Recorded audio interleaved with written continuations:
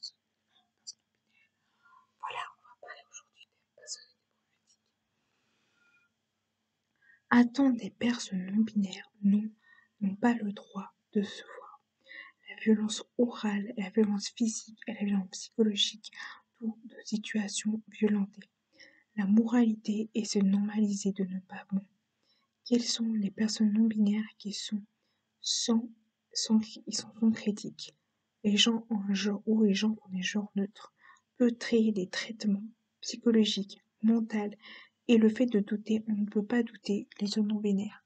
On ne doit pas douter des jugements sur les non binaires.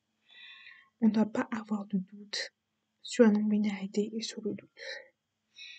On ne doit pas avoir de doute sur la non-binarité. Ils n'ont pas à avoir peur de la non-binarité. Le manque d'écoute crée des problèmes de compréhension de personnes non-binaires, tant dans le milieu social que dans le milieu problématique. Dans le milieu social, les problèmes qui créent des problèmes mentaux, des problèmes psychologiques, des transitions, des problèmes psychologiques en fait non-binaires, des transitions. La cause des personnes qui simplement croient que c'est nouveau, qui croient que c'est une lubie, était fait dans des lieux des siècles et des siècles et des siècles. L'apportement de la communauté LGBTQI, niant à toutes notions de totalement nier dans des siècles et des siècles tous les non-binaires. Les non-binaires et les trans vivent la même chose, les mêmes sentiments, les mêmes choses, les mêmes ressentis. Je ne pense pas qu'en 2020 on peut avoir ce genre de choses. Heureusement, foutueusement désastrousement. Voilà. C'est ce que j'ai marqué dans un groupe où j'étais. C'était pas le groupe, mais je vais voir ce que je pense. Donc voilà ce que je pense. Créer malheureusement des problématiques très graves. Tout simplement créer des problématiques. Et je reprends un tweet que sûrement quelqu'un a dit. C'est...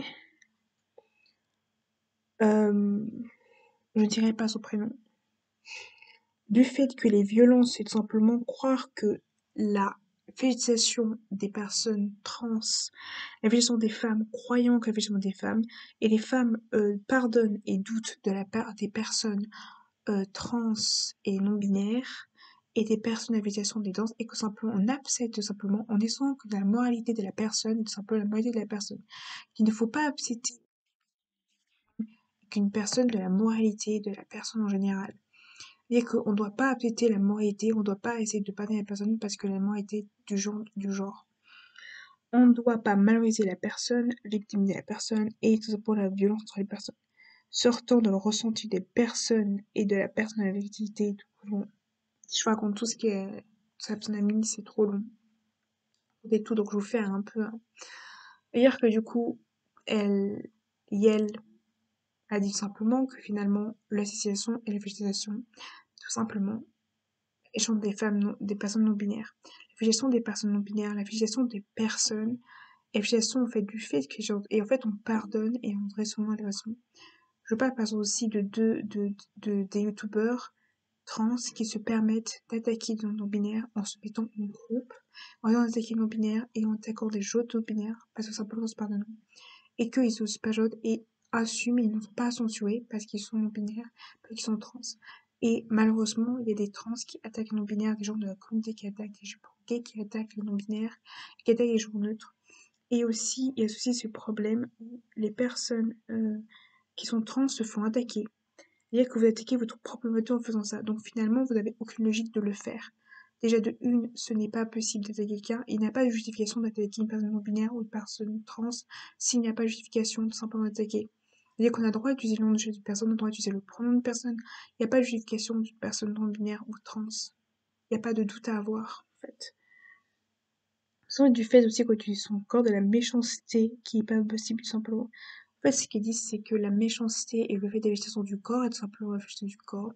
Le fait qu'on peut féliciter du corps et le fait aussi que on ait tendance à pardonner les gens et être dans des relations assez toxiques et que les personnes peuvent être toxiques, que nous-mêmes en relation toxiques et que tout simplement on peut avoir ce problème de là, de la personne toxique et qu'on a tendance à ne pas respecter notre propre corps en essayant d'aller d'autres personnes et que simplement le fait, tout simplement qu'on peut créer des problèmes. Donc le fait, le souci majeur, c'est le fait tout simplement que le corps est un problème et le fait que simplement on se permet de pardonner la personne qui nous a fait du mal, parce que soi-disant, il faut avoir une moralité, on pardonne tout, mais en disant, en fait, dans ce que je veux dire, c'est qu'il faut qu'on soit humain.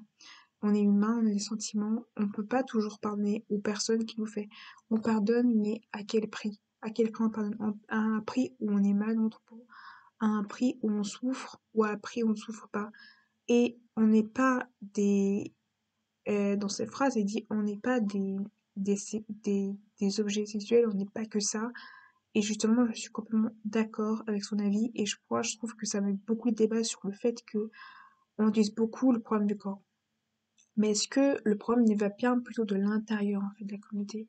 Du fait que peut-être à l'intérieur de la communauté, il y a quand même ce problème de la fissure du corps, et le fait aussi que je pense que beaucoup de trans aussi, ce côté de se fétichisation, ce côté où tout simplement il y a ce problème physique et mental de se fétichiser soi-même et du conseil de fétichiser ces trans qui se fétichisent eux-mêmes et qui font une fixation de leur propre corps et finalement ils se créent une fixation eux-mêmes et finalement ça crée un point de problème.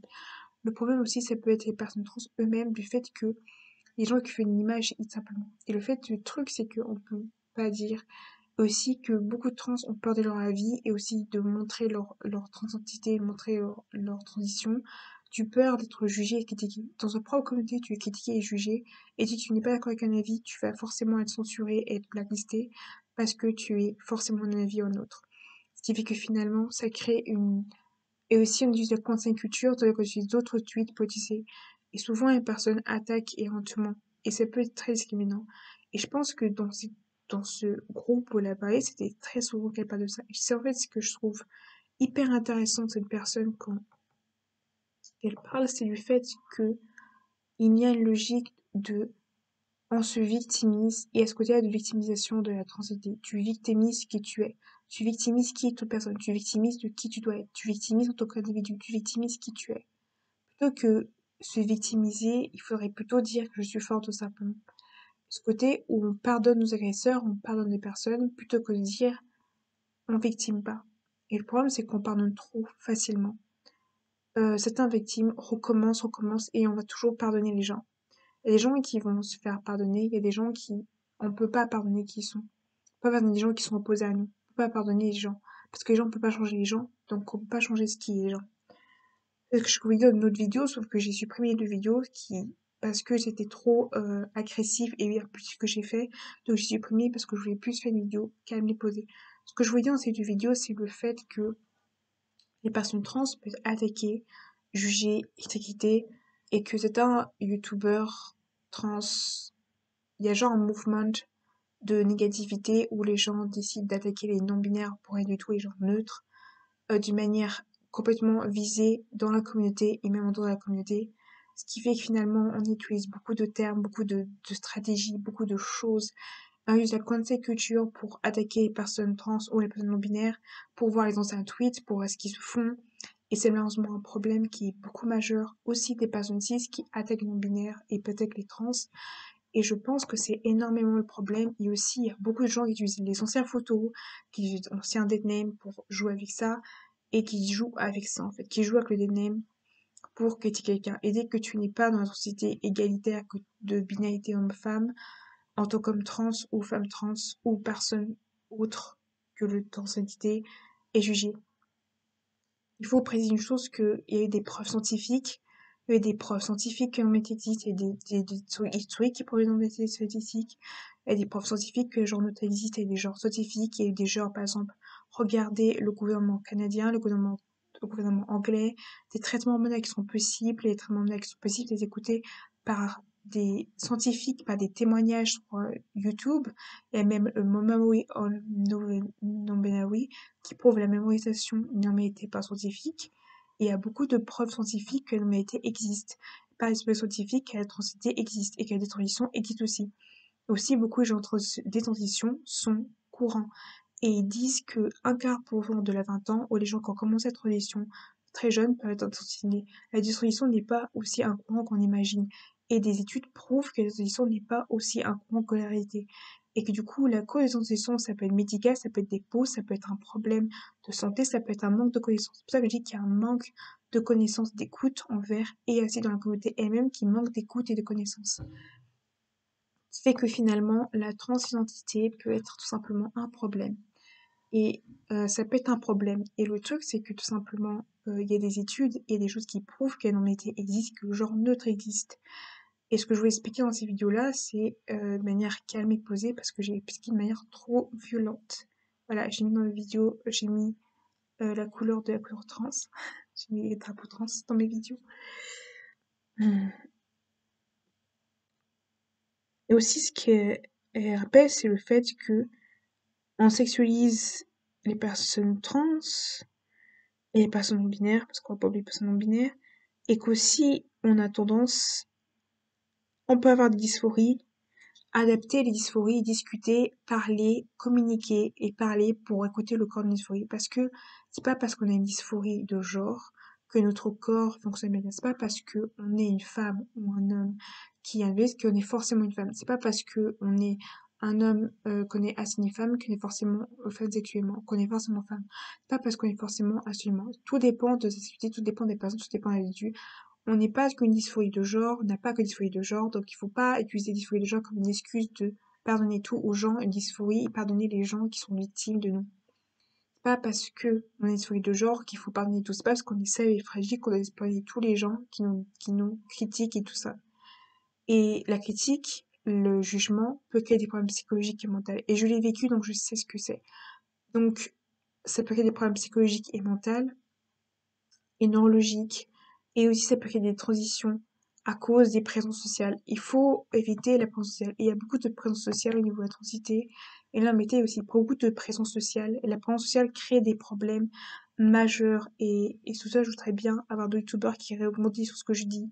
Ce serait très bien gentil. Donc, s'il y a d'autres youtubeurs, s'il vous plaît, qui rebondissent à ce que je vais dire, du coup, je réponds à une vidéo que j'ai vue actuellement, et je rebondis cette vidéo-là en développant plus ce sujet, du fait que potentiellement, c'est intéressant de décrire que la non-binarité, la fluidité a eu des preuves scientifiques, historiques et morales.